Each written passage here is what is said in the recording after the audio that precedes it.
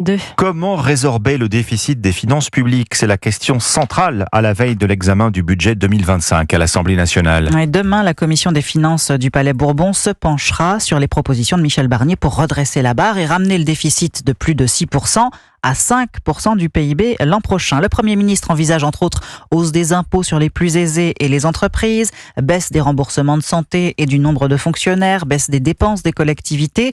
1900 amendements ont été déposés et hier déjà, un premier débat entre les députés a montré la tension que cristallise ce budget, Alexis de La Fontaine. Oui, Antoine Armand, le ministre de l'économie, est tout d'abord venu défendre le bilan de son prédécesseur Bruno Le Maire. La France a été le premier État souverain à émettre des obligations vertes. C'est un élément important à la fois de souveraineté nationale, de résilience et puis de fléchage de nos investissements vers la transition écologique. C'est ce qui a permis que notre financement technique au quotidien se fasse sans heurts sur les marchés. Mais les oppositions ne supportent plus ces discours élogieux alors que notre dette explose. La France insoumise accuse le gouvernement d'avoir fait des cadeaux fiscaux aux plus riches.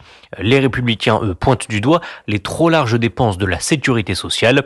Une défaillance résumée par le député indépendant Charles de Courson. Ces déficits de fonctionnement viennent dégrader la situation nette de l'État, c'est-à-dire l'écart entre l'actif de l'État et son passif. Si vous étiez à la tête, monsieur le ministre, d'une entreprise privée, ça fait longtemps que vous auriez couru au tribunal de commerce pour déposer le bilan. L'ambiance électrique de ce premier débat donne le ton des jours à venir. Alexis de La Fontaine du service politique d'Europe.